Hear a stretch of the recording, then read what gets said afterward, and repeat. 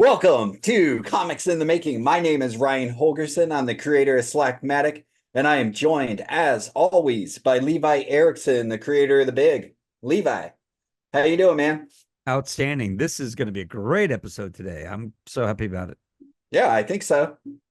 Okay, first off, it's hot already. It's only uh mid-May right now as we record this. Yeah. And it was almost 90 degrees outside, and it's going to be a long summer. Oh It's yeah. gonna be a long summer. Yep. Yep. One of the most extreme hurricane seasons NOAA is predicting. Oh, that's so exciting. It's great stuff to look Not the forward to. boat guy, the scientists. Oh yeah. Yeah. The boat Mhm. guy hasn't we haven't heard from him for like forever. Yeah. I hope he's all right. Well, Hope he's doing okay. Have you texted him recently or no? nah, nah, nah. I don't know.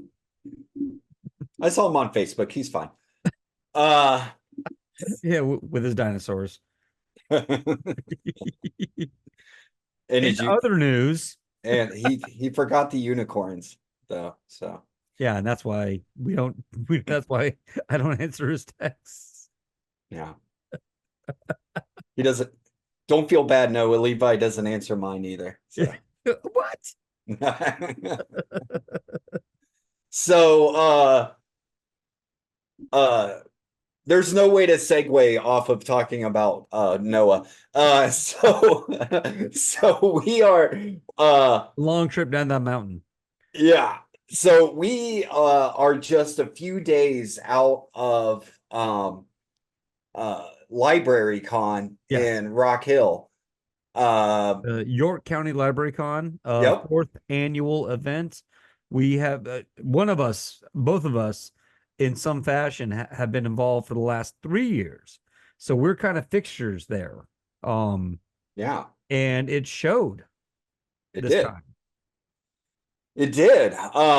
So we did a so you know what? First of all, let me just say that we love doing this show. It's a great it's always a fun experience for us. Um, but I'm gonna be completely honest.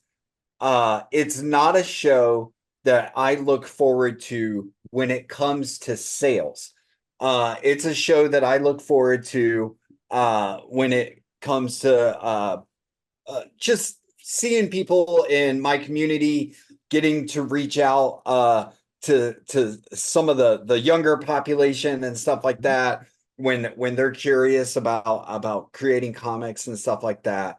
But having said that, I was about to say, you know, this was my best show this year. I it it was like right out of the gate. I was selling. I mean, we were like what, like 5 minutes in to being open, and I had already made like yeah, $40 or something like that. Like it was stupid. Um and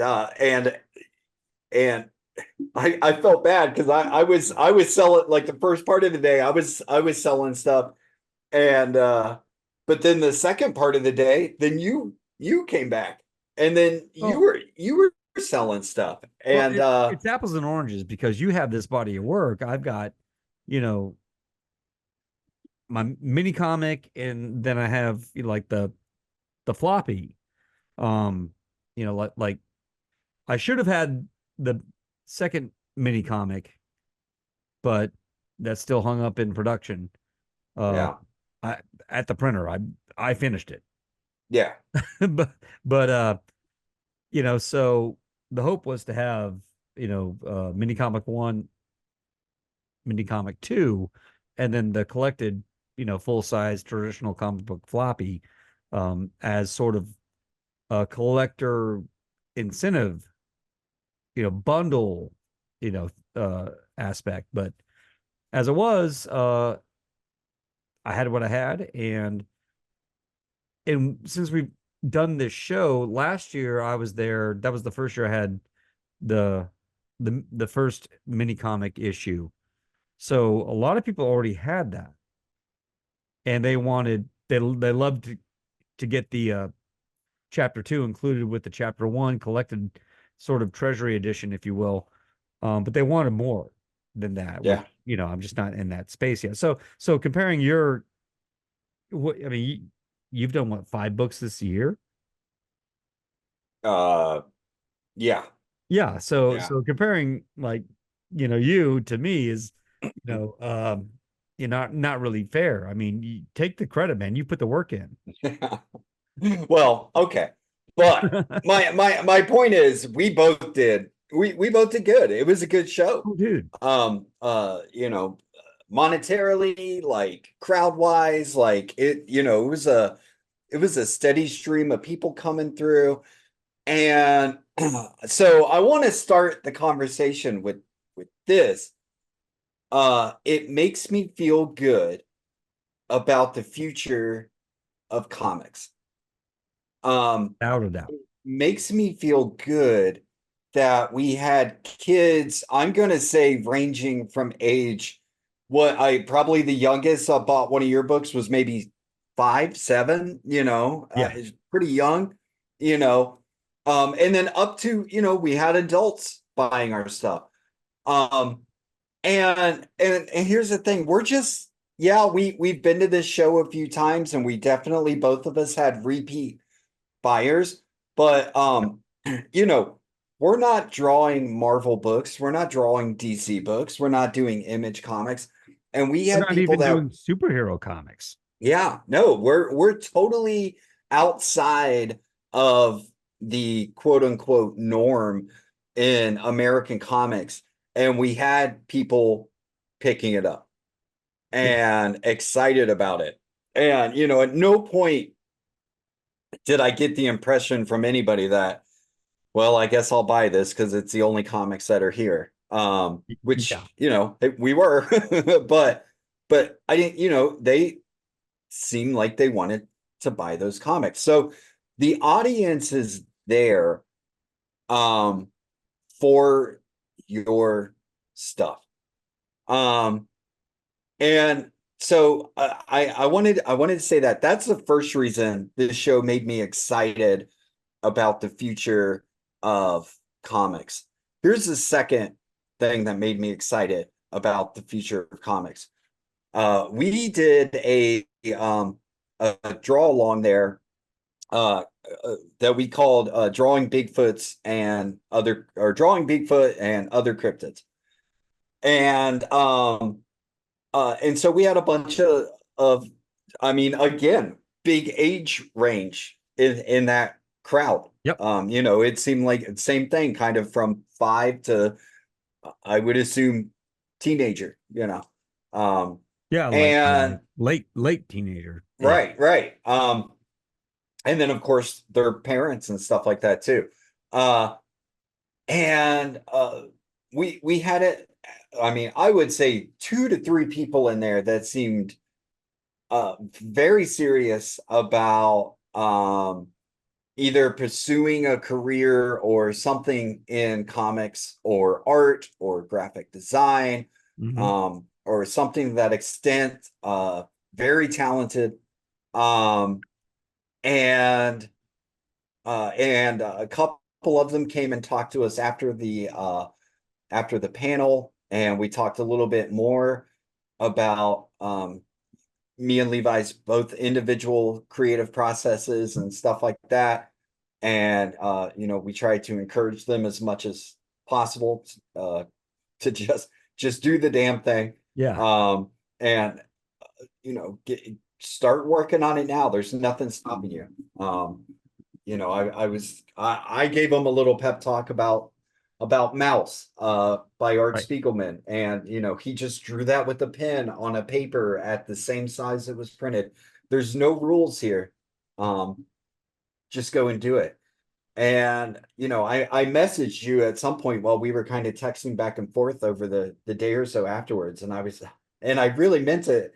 I don't want it to sound cheesy or whatever, but I said it made me feel really good about the future of cartoonists, that there are still kids out there that want to do this. Right. Um, I don't see an art form dying when we still have kids coming up and wanting to know, how do I do this?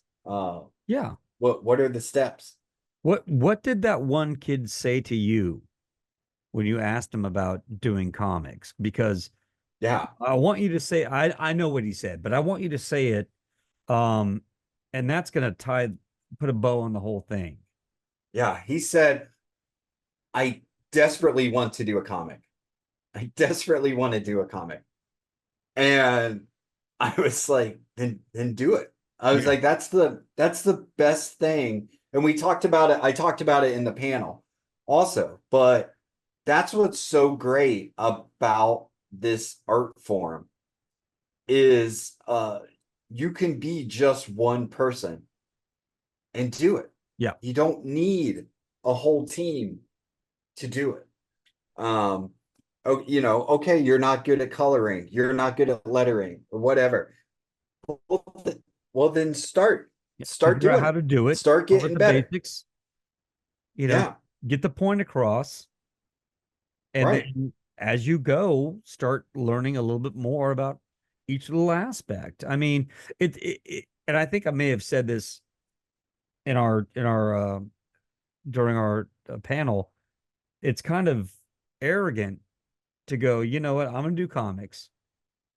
Not only that, I'm going to draw them, I'm going to write them, I'm going to draw them, I'm going to ink them, I'm going to color them, I'm going to edit what I'm doing, I'm going to do the lettering and sound effects. I'm going to set the whole thing up, format it for printing. I'm going to, publish the damn thing. I'm going to get it out there in the world. Um, you know, Major companies have different people to do all those jobs. And to sit there and go, it's one of the things that they said in the Marvel Comics submission guides when they used to accept unsolicited submissions. If you send all of that, well, then they don't know what you want to do. It, Yeah, it's like, what what better, if your inking sucks and you want to be a penciler, that'll come through. And I get that. But showing a finished product that you made yourself, which I think is what they're looking for now. They've flipped that on its head.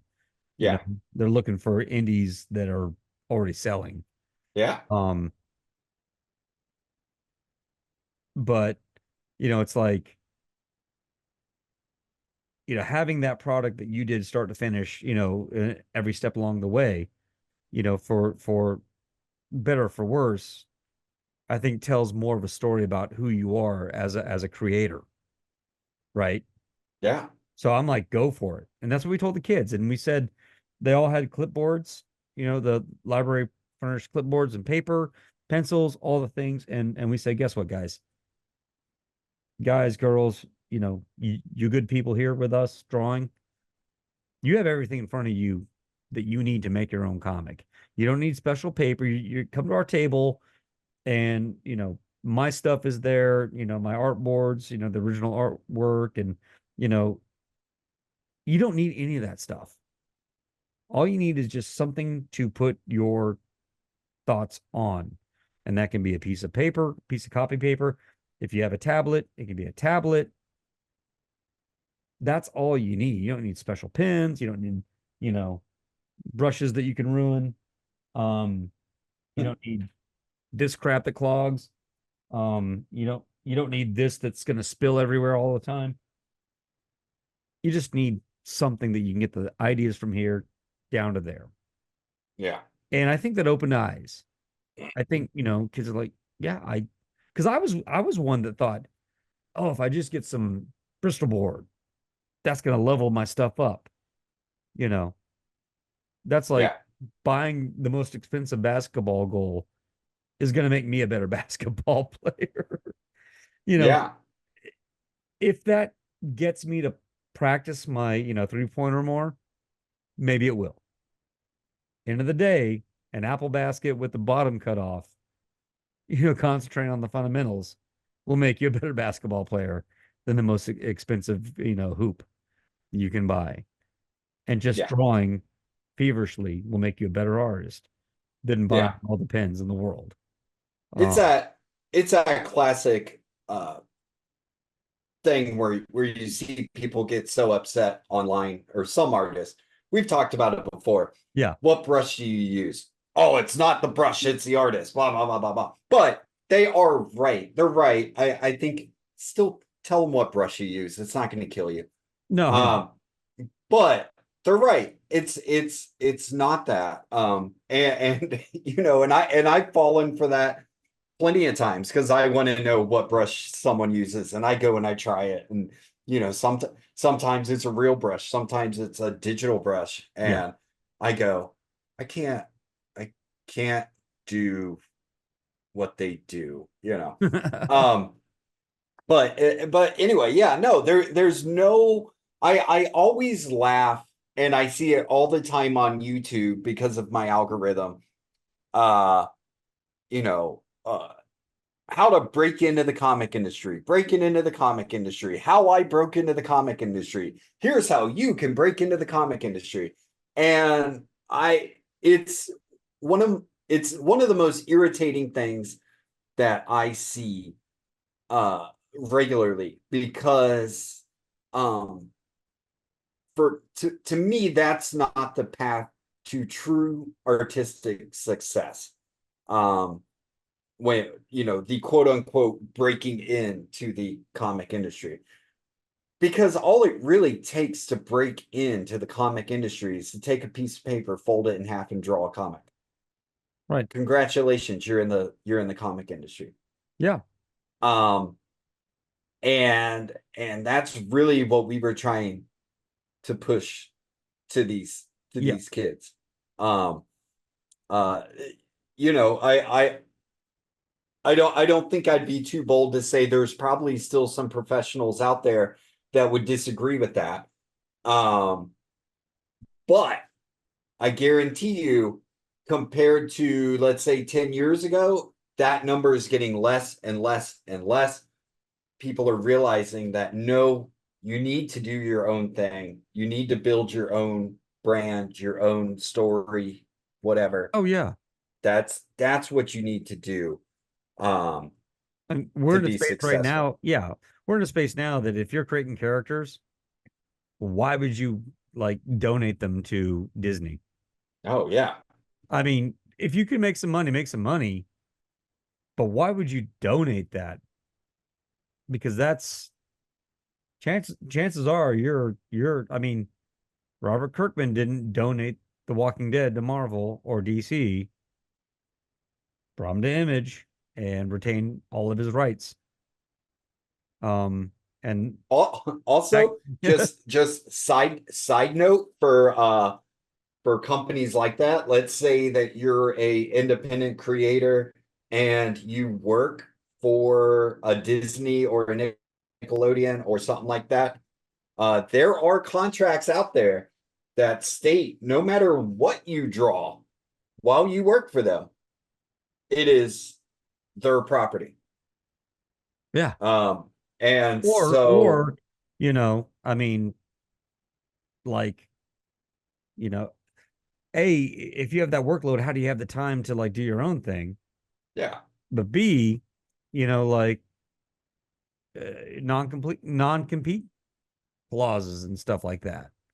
yeah. Um, you know, speculation on my part. I don't know that major companies do that. Say, oh, yeah, we'll hire you. You can draw Spider-Man, but you can't put out your comic for the next year while you're on this. I think there's some of that still. I think it I depends. wouldn't doubt that it's there, Yeah, but they're yeah, definitely not like, you know, "Hey, I'm going to create some characters and I get royalties forever, especially if you make a movie about it. yeah.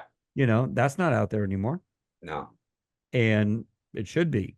yeah, So we we're probably looking at a place where, and this is getting off what we're talking about. We're talking about the kids. We're talking about like, you know, the like the fire that these kids have. yeah, yeah, And yeah. one thing I wish we would have said to bring it back to the main topic. Let's focus on that. Um, I wish I would have asked these kids what their favorite characters were, what their favorite comics were. I never Oh, I know. Me I never too. did. Yeah. That would have been fun to talk about that, but honestly, the conversation I had with them was more driven around the questions they were asking me. Yeah. And it was more about how we go about making our comics and getting those comics in our hands. Because I know where their minds are. It's like, man, yeah, I'll make this, but when I have it in my hand, I'm looking at the comic that I made. Yeah. Whether you copied it, Xeroxed it at your parents' work or the printer at home. Um, when you print those pages out, you fold them together, you actually got them on the right sides of the paper and they're not flipped upside down or whatever. And then figure out that I maybe if I take the stapler and staple them together on top of a box lid, and then I can kind of push the staples close. I mean, you've got that 10-foot long stapler at your house, Yeah. that, you guys will see in an upcoming studio tour episode.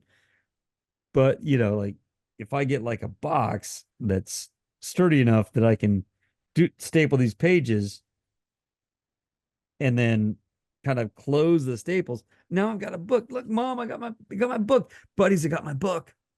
It's my comic I book. never thought of that. What you just said. So that's pretty much a That's what I uh did. it's a poor man's saddle stitch stapler. Dude, Because you can get a saddle stitcher, it's like a pyramid or whatever, and you put the book on there and you staple it. the So first what like you did was you just, yeah, the first that's 50 issues of the big mini comic that doesn't have the ash can blurb. Um, that's how I put them together. wow, that's cool. I think it was a box that GoPro batteries came in. So it's Uh-huh. kind of a small box, you Yeah. know. So it's sturdy because like a shoebox would collapse when you're trying to push a stapler down. But this box was small enough that I could, you know, staple through those pages and pluck it back out of the box lid and push them down. Um, and yeah, the first 50 issues are made that way. Oh, that's cool. And Imakai, Uh-huh. Yeah, yeah, yeah. that's on you both. Oh, really? Really? Because they made their first Teen Idols records by cutting out and gluing the sleeves, Uh-huh. based on like actual singles they bought from the record store and taking them apart. It's like, oh, it goes like this, and you have these flaps. So they did that on paper and then re-glued them. Yeah. So Yeah. I'm really to go back to what you were saying before, as yeah. fascinating as stapling books is. Uh, no, I'm really kicking myself for not asking them what their favorite character was or Yeah. what their favorite book was. I would, if for nothing else, to be able to talk about it on the show. And And add to the like the kids are into the comics, they would just add yeah, to that. yeah. Um, I wanted to touch on they asked us at the panel, they wanted, what's it like to be a indie creator? And I kind of fielded that question when I was there. And I always feel a need, I guess, to put a bunch of reality into that question or that answer. And I was like, hey, look, we have jobs. Not a lot of people make a living at this and stuff like that. But then I went on to the positives for it. That's where we talked about, hey, you don't need a whole team to do this. One Right. person can do this and everything. But I've been thinking about this, and I talked to you a little bit about it this weekend. I have reached a point in my career, and it always feels silly saying that, but I'll continue to say it because it's true. Yeah. Um, but I've reached a point in my career where I have something happen every week. And I don't mean like, oh, I have some earth-shattering news every week. I have, oh, I just signed a deal with blah blah blah or whatever. Um, but every week I either sell a book, I have somebody say something really nice about my work, Mm-hmm. I have somebody share it, I get an interesting email maybe. Yeah. I it just uh, countless things that could happen. And I had just kind of come to that conclusion last week where I was like, man, even when I'm down and I feel like I'm not going in the right direction, or I've slowed down a little bit or something like that, Yeah. uh something happens almost every week. And I wish I had actually talked about that when they had said, what's it like being an indie creator? Because Yeah. even though it's not, my main monetary source, it is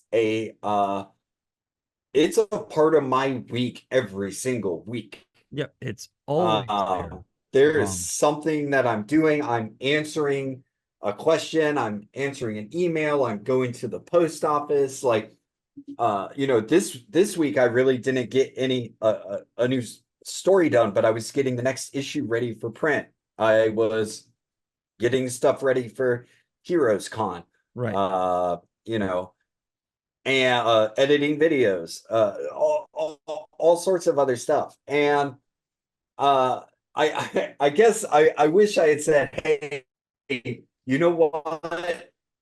It's fun. It's fun to be an indie creator.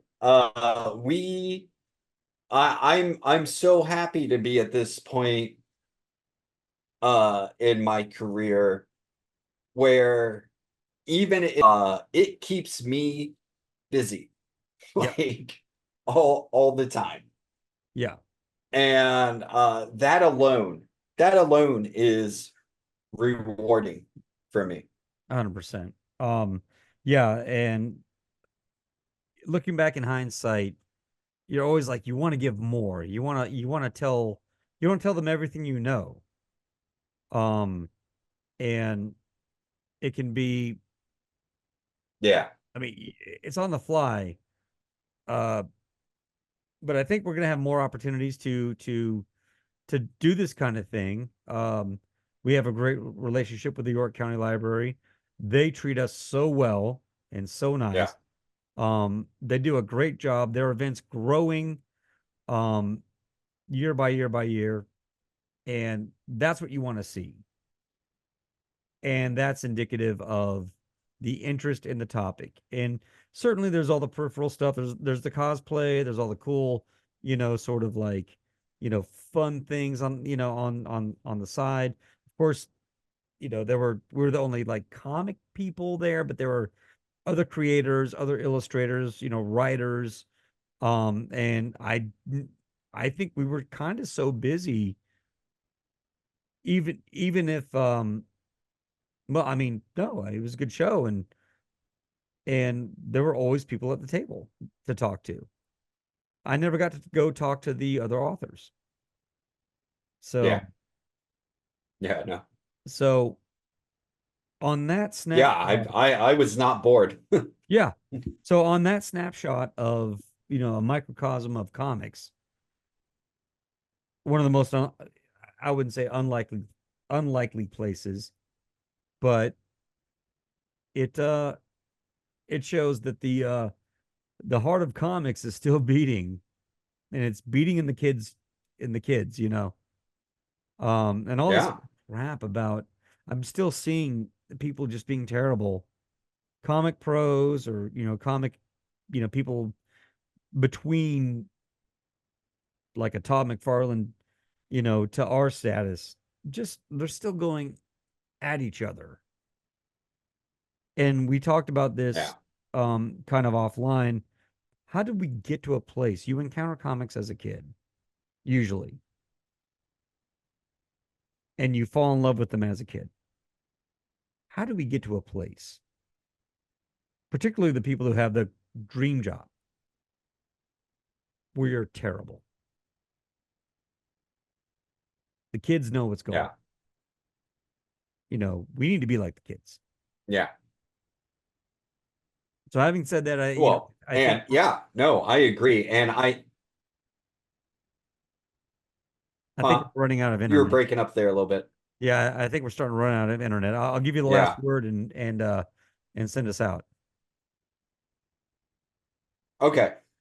Yeah, no, I agree. We need to have that enthusiasm of the kids and for the creators that have been doing it for a while, of all levels. Let's encourage the future. Let's keep this going. All of us love this art form. It's a beautiful art form. And I would hope for all of us who have dedicated our lives to this art form,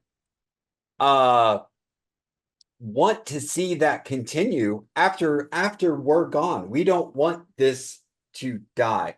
Well, the kids, it sounds so cheesy, but the kids are the future. They are the ones that are gonna keep it going. Stop the infighting, stop the bickering, stop all that. Let's encourage comic making. Let's encourage the future cartoonists. That's that. You know what? And not just that. Let's encourage all of us, all of the cartoonists. Yeah. We're all in this together. This is a fragile art form, and let's not have it die because of negativity. This should be a place for positivity, for creativity, for joy. Um, That's what. and yeah, no, that's what it is. I can't say anymore. That's what it is. Comics should be joy. Yeah. And we should try and mirror that as creators. The medium of comics is bigger than any one of us, and that goes from I keep throwing Todd McFarlane out there. He's not involved in any of this that I know about, but he's just a big name. Yeah. Down to that, Yeah. 5-year-old who was, following along with our cartooning in that panel. The Yeah. medium is bigger than any of us, and try to keep that in perspective. Right. You know. Right. Yeah. So before we run out of internet,